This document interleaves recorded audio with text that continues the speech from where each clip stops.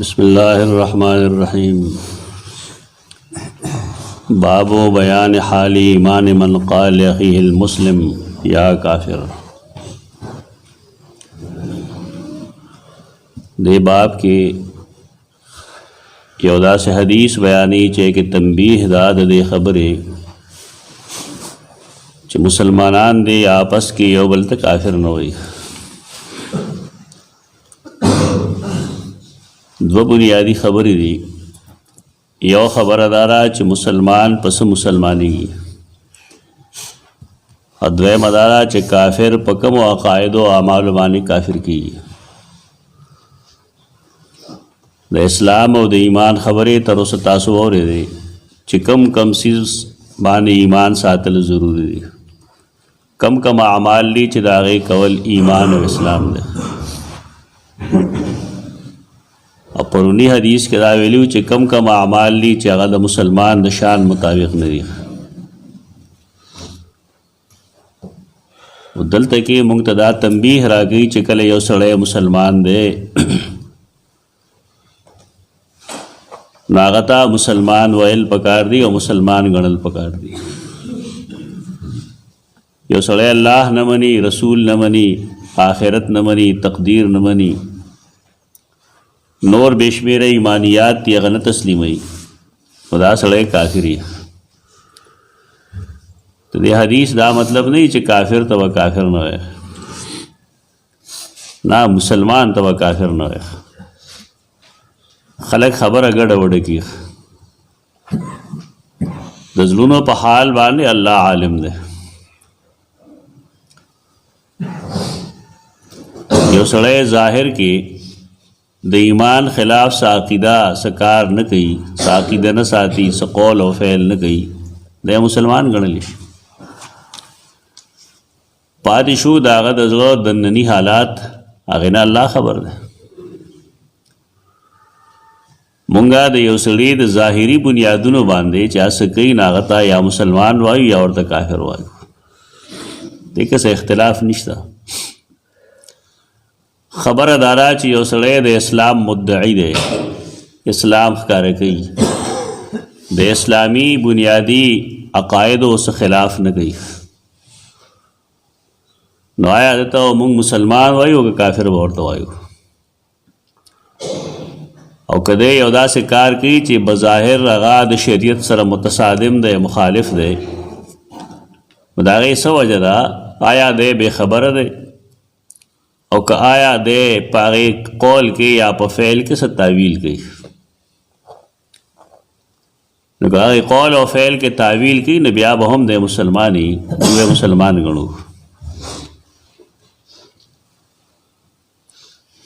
الله رب العزت ته دای خلق و علم و چا چې ایمان نه لرو، نو مکه مکرمه کې ځکه هغې ته فرمایلي و قل یا ایها الکافرون، یہ ته منسوسی کافر وایي۔ مونږ ته د یو انسان د مرګ پته نه لګي چې دی په کومه عقیده مرغلی، د دې وجه نه یو مختص شخص ته مونږ نه جنتي وایو نه ورته جهنمي وایو، جزمن مونږ نشو ویلی۔ مونږ دا ویلی شو چې دا اعمال د کافرانو، اعمال د بدعملو خلقو ممکن دا الله سزا ورکړي، یا دا هم ویلی شو چې د فلانکي سړي بظاهر اعمال د دین مطابق دي، ممکن دا چې الله رب العزت استقامت ورکړي او جنت ته تلي، مسلمان دی۔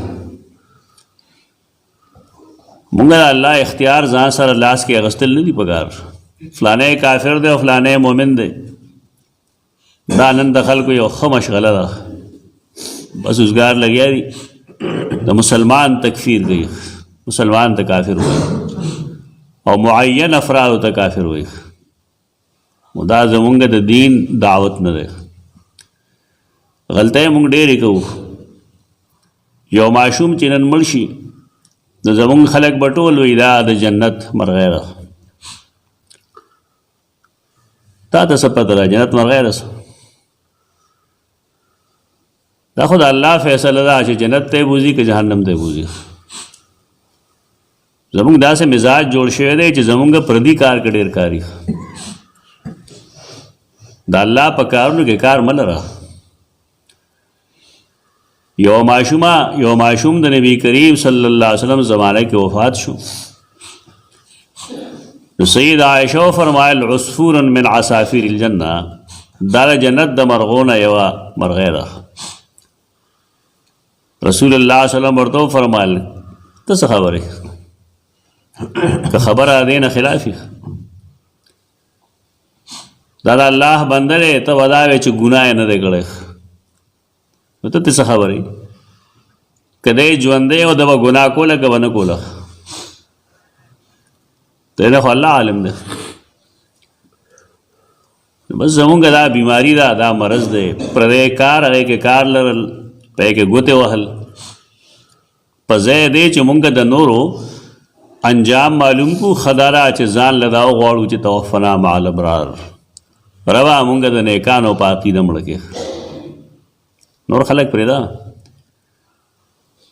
الله پوه شه او د هغه مخلوق پوه شه چې دا جنت ته به ځي که جهنم ته به ځي. داسې ډېر څیزونه دي چې مونږ د ځان نه بیانوو، دا کافر دی او دا جنتي دی او دا جهنمي دی، فلان دی فلان دی. معین شخص ته مه وایه، او دا ویلی شي چې کم با عمل عالمان دي نو الله به جنت ته بوځي، کم بد عمل عالمان دي نو دا به جهنمیان دي. دا مونږ اجمالي خبره وکړه. دا قسم څیزونه دا انسان تباهۍ ته بوځي، دا نفرت پیدا کړي. نن سبا تاسو د علماو د آپس اختلاف وګوره، یو به یو ته بې لمازه وایي، بل به بل ته بې لمازه وایي، یو ته کافر وایي، بل بل ته کافر وایي، یو ته مشرک وایي، بل بل ته مشرک وایي. دا تکفیر مسله ده او دا ډېره مخکې نه یو خاص جماعت شروع کړې ده، ډېر پخوانه. بر صغیر پاک و هند کې یو خاص جماعت او هغې دا کار کو چې چا به د هغې ملګرتیا نه کوله نو هغه ته به یې کافر وایي. او د هغې یو غټ کتاب دی تجانب اهل سنه په نوم باندې، هغه چې ته وګورې نو د بعضې غټو غټو خلقو نومونه یې اخیستي دي، هغې ته یې نیغ په نیغه کافر ویلي دي. دا مرض د عالمانو دی، ناقص علم دی د خلقو. مسلمان ته کافر نشي ویلی، که ګناه کبیره کوي هم ورته کافر نشي ویلی، که هغه تعویلاً څه عقیده هم غلطه ساتي نو هم ورته کافر نشي ویلی. مونږ به د عوامو نه څه ګیله وکړو. بیا پاکستان چې جوړ شو نو دلته کې یو خاص ډله ده، هغې دا مصیبت جوړ کړو، او دا مصیبت اصل کې راغلی د مصر نه و. هلته بعض مخصوص نظریاتو والا خلق و، دا شی دغه شانته عام شو، قرآني آیتونو کې تحریف کوي، غلطه معنی کوي، وي دا کافر دی دا کافر دی. دا ظلم دی، مسلمان ته کافر ویل ګناه دی. مونږ خو یا یو سړی جنتي ګڼو یا جهنمي ګڼو. یو سړی چې مړ شي نو مونږ وایو مغفور له، دی بخلی شوی دی، فلانی مغفور. مرحوم لفظ خو ډېر زیات عام دی، فلانی مرحوم دی، څه مطلب دی؟ رحم پې کړی شوی دی. چا پې کړی دی؟ الله. هغې نه به ته خبرې که زه به خبرې یم که الله به خبرې. دا په ممنوع الفاظو کې دي. یو انسان ته مغفور ویل یا مرحوم ویل د وحی په بنیاد کې. نو عقیده چې کله دا چې د رسول الله صلی الله علیه وسلم نه رستو بل څوک نبی نه پیدا کېږي نو تا ته کم ځای نه پته ولګېده چې دا مرحوم دی دا مغفور دی. څوک یې چې استعمالوي نه مولیان دي که نه، هغې وایي زموږ مطلب دا دی چې الله دې په ده رحم وکړي. دې لفظ بنیادي معنی خو دغه نه ده، او ته تاویل کوې، غلطه کوې ده. د الله اختیار لاس کې ماخلی، یو سړی مسلمان دی نو مسلمان وګڼه. دومره ده چې په دې بنیاد چې هغه د اسلام د بنیادي عقیدې مخالفت نه کوي. تاسو ما تفصیل چې ما کو په دې خلک اعتراض کوي، د ختم نبوت چې کوم باغیان دي هغې په دې اعتراض کوي چې مونږ خو هم الله الله ګڼو، رسول الله صلی الله علیه وسلم خاتم النبیین ګڼو، نو څنګه تاسو مونږ ته کافر وایه؟ هغه مختصر جواب دا چې کله د یو ملک حکومت چاته کافر وي نا کافری 1974 کې قومي صوبایي اسمبلی سینټ ټولو شریک سره دا فتوا لګولې ده او دا ویلي دي چې کم خلک د ختم نبوت منکر وي نا کافر دي. دې نور بحث مه کوئ تاسو. قاعده دا ده چې کله حکومت وقت چاته کافر وي بس کافر او کنه علمی خبر از ده کې هغه دا ده چې مسیلمة الکذاب هم لا اله الا الله محمد رسول الله وی اذان کې به هم دغه وی لیکن رسول الله صلی الله علیه وسلم ته ویلو چې ستان درسته و نبوت زمای نبوت و جاری په دې وجه رسول الله صلی الله علیه وسلم په خپلم داغه خلاف فوج کشي کړو فوج یې لګلو دا جدا و چې هغه وفات شنه فوج بیا پاتې شي د نبی کریم صلی الله علیه وسلم دا عمل دلیل دی چې نبوت اجرا یو داسې کار دی چې دا سړی بیا مسلمان نه پاتې گئی. یعنی یو سړی د چا د پیغمبرۍ قائل کیږي دا سړی مسلمان نه دی اوس ولې دی د اسلامي بنیادی عقیدې د ختم نبوت منکر دی او دا صحابه کرامو اجماع ده چې چا د رسول الله صلی الله علیه وسلم نه وروسته نبوت دعوه کړي هغه مسلمانان نه دي. هغه علمی جواب ده. زمونږه په خلو کې دا الفاظ ډېر عام دي سړی چې روانه کړي بل ورته د کافر بچیا دا عامه خبره ده دې طرف ته توجه وکړه دا ټیک د غیر ارادي راځي خو لیلا لیکن دا لفظ خو ښه نه دی که یو سړی غیر ارادي ښځې ته طلاق ووایي نو واقع کېږي که نه واقع کېږي واقع کېږي نو که یو سړی غیر ارادي یو سړي ته کافر وایي نو دی به ګناهګاري که به نه ګناهګاري خو داسې سم کوي خپله خوله سمه کوي خولې نه چې سړی سره وباسي نو باید چې سمي سوچ سمجھ کر خبره دی کوي. دې باب کې ډېر حدیث دي دلته کې یو حدیث لګي دی د سیدنا عبدالله بن عمر رضی الله عنهما هغه وایي رسول الله صلی الله علیه وسلم فرمایلیو ایما رجل قال لاخیه یا کافر ایما رجل قال لاخیه یا کافر هر هغه سړی چې هغه خپل رور ته یا کافر ویلي رور معنی مسلمان لګي او بل مسلمان ته وایي چې یا کافر تعویل معویل نه کوي بګي فقط با بها احدهما فقط با یقینا اختش بها پدې کلمې د کفر باندې احدهما پدې کی اوتن یعنی یو مسلمان ولګي او بل مسلمان ته وایي چې او کافر تاسو کافر دا جمله دومره مهلک جمله ده چې دې په ویلو باندې پدې دواړو کې یو کافر کیږي. څه مطلب یا خو اچاته چې تا کافر ویلی دي هغه واقعي کافر دی نو ټیک دا کافر پاتې شو ته مسلمان شو خو که تاسې فتوه لګولي ته د هغه د مرګ نه نه خبر چې دی په ایمان مړ کېږي او که په کفر مړ کېږي الله خو خبر دی ځکه هغه تبت یدا ابي لهب وتب وایي زمونږ خلک هم ځان په هغه ځای ګڼي نو دی به وي الله ورته کافر وایي نو زه ورته نه وایم وی ته به ورته وایې خو چې ته الله خوشې که نه ډېر عجیب و غریب استدلالات کوي خلک الله ورته کافر وایي ځکه چې الله ته علم دی چې دی په کومه عقیده باندې مري په کوم عمل به مري مونږ ته دا پته نشته دی په دې وجه مونږه شخص معین ته کافر یا مشرک نه وایو لیکن دویمه خبره نشته دی اوس که یو سړي داسې چاته کافر ویلي چې هغه اصلا مؤمني یعنی عقیده هغه سمه ده لیکن اعمالو کې کوتاهي ده د زړه نه کافر نه دی مسلمان دی د اسلام اظهار نشي کولی په داسې ځای کې دی چې د ایمان سره عمل نشي کولی نو دننه خو مؤمن شو اوس ولې احادیثو کې راځي ده چې کله قیامت پر ورځ شفاعت وشي، انبیاء کرام سفارش وکړي، رسول الله صلی الله علیه وسلم سفارش وکړي، شهدا وکړي، اولیاء وکړي، حافظان وکړي، عام مسلمانانو وکړي، ملائک هم سفارش وکړي. نو بیا به الله تپوس کوي چې آیا په جهنم کې څوک شته دی داسې چې هغه مسلماني مؤمني؟ نو ملائک به وایي چې ربه په جهنم کې څوک مؤمن پاتې نه دی. نو الله په خپل فضل د جهنم نه خلق روباسي چې د هغې عقیده د مؤمنانو وه لیکن کمزوري وو، بیچارهګانو اظهار نه شو کولی، هغې نه ملائک هم نو خبر.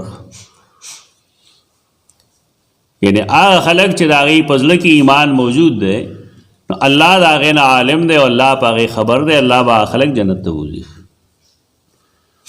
دا زمونږ خلق خامخا د الله اختیار لاس کې لي، قلمدان یې لاس کې اخیستی. دغه طریقه نه ده. د علماو طریقه داره چې هغې دا وایي چې دا فلانکۍ عقیده د شرک ده، بس دکه د هغه کار ده وشوه. دا یې نه وایي چې دا فلانکۍ عقیده د شرک ده او فلانکۍ داسې عقیده ساتي لحاظ هغه مشرک دی. زموږ اختلاف دی خبرې سره. مشرک ته او مشرک وایو کله چې هغه د شرک په عقیده مړي. یو سړی د شرک ارتکاب کوي، موږ وایو اعمال د شرکي دي. یو سړی د مسلمانۍ کار کوي، موږ وایو د کار د مسلمانۍ دی. چونکې د اسلام خلاف د څه عقیده او عمل نه دي ساتلي، عمل یې نه دی کړی، لہذا موږ به د مسلمان ګڼو. موږ ظاهر باندې فیصله کوونکي خلک یو. که تا یو داسې سړي ته کافر ووایې چې هغه د زړه نه کافر نه دی، نو د دې حدیث مطلب دا شو چې با بها احدهما، یو کس په دې کې په دې ککړ شو، یعنې هغه کافر نه و او تا هغه ته کافر ووایې، نو ته په خپله کافر شو. محدثین متکلمین د دې مثال ورکوي. یو سړي سره پنډوس دی، بال دی ورسره بالفرض، دا بال دی چټان له راوبغي، یو سختې ګټې له راوبغي، یو سختې ځمکې له راوبغي، دا بال چېرته ځي؟ دا واده سینه وایي، واپس د ته راځي. او که نه بالفرض د دا بال داسې ځای ته وویشته چې هلته کې ځمکه چې کوم دی کچه ده یا واښه دي هلته کې، نو بال پنډوس د هغې نه راوچتېږي، هلته پاتې شي. مطلب دا دی چې موږ یو سړي ته کافر ووایو، نو که بالفرض هغه و داسې د نرمې ځمکې غوندې چې د هغې نه پنډوس نه راپاسېده، نو بس ټیک دا کافر دی او کفر هلته پرېوت. خو که نه هغه د دننه نه مسلمان وي، نو د هغه مثال د چټان دی. ستا دا فتوا هغه تا ته واپس راوویشته. د مسلمان ته کافر ویل مه کوئ، دا غلط طریقه ده. تر کومې پورې چې مسلمان د اسلام د بنیادي صریحي عقایدو نه منکر نه وي، نو هغه ته کافر نه شي ویلی. یو سړی مسلمان دی او داسې عقاید ساتي، نو هغه بیا مرتدي. حدیث کې رسول الله صلی الله علیه وسلم دې نه منع کړې ده. دا خلک اوس د خلکو په زړونو وایې لګیا دي. واضح حدیث کرا دی، صحابي لګېدلی دی، جهاد دی او کافر په هغه ګزار وکړو. میس کې یو ونه راغله، د هغې ونې نه اخوا هغه کافر وایي لا اله الا الله محمد رسول الله. دا جلیل القدر صحابي د سابقون اولون کې ولګېد او هغه قتل کړو. هغې نه وروسته رسول الله صلی الله علیه وسلم ته حال ووایي چې ګوره فلانکي دا چلو کو، زما د یرې کلمه وویله. دا وایي خلک زما د یرې کلمه وویله. رسول الله صلی الله علیه وسلم دومره وزوروي، فرمایل لا اله الا الله محمد رسول الله، یې تا بیا مو وجنو؟ هغې وایي جي زما د یرې ویلې وه. هغه ورته دې کلمې سره به ته څه کوې د قیامت په ورځ چې دا ستا خلاف کې ودرېږي چې ربه دې سړي د دې کلمې اقرار کړو، د بیا هم وجلی و. نو هغه بیا وایي چې زما د یارې ویلې وه. هغه ورته وایي هلا شققت قلبه، تا د هغه زړه سپړ دی و، تی د زړه نه خبر وي. دا دومره اسانه مسله نه ده کومه چې زموږ خلکو ګڼلې ده چې دا په کړاوه کوي به دا کافر دی. ټیک ده، پکار دائے چې انسان کبائر وپیژني. علمی میدان جدا دی. هغه ګناهونه قتل پکار دي چې هغه د اسلام منافي دي. مسلمان لزان د هغې نه بچ کول لازم دي، فرض دي. خو که مسلمان د داسې بعضې کارونو ارتکاب وکړي نو آیا موږ به کافر ګڼو که مسلمان به ګڼو؟ بنیادی خبره علمي دغه ده. هر هغه سړی چې هغه خپل ورور ته وویل چې یا کافر، مسلمان ته ویل چې او کافره، فقط باع بها احدهما، نو یقینا یو کس ککړ شو بها پدې کلمې د کفر، احدهما پدې کې یو کس پدې کلمې د کفر ککړ شو. د حدیث مقصد څه دی؟ چا غیر منسوسی سړي ته شخص ته کافر ویل جایز نه دي. خو لبنده ساده زمونږ کار دا نه چې مونږ دې خامخا چاته کافر وایو او بیا مسلمان ته کافر ویل دا ګناه کبیره ده. اقول قولي هذا استغفر الله.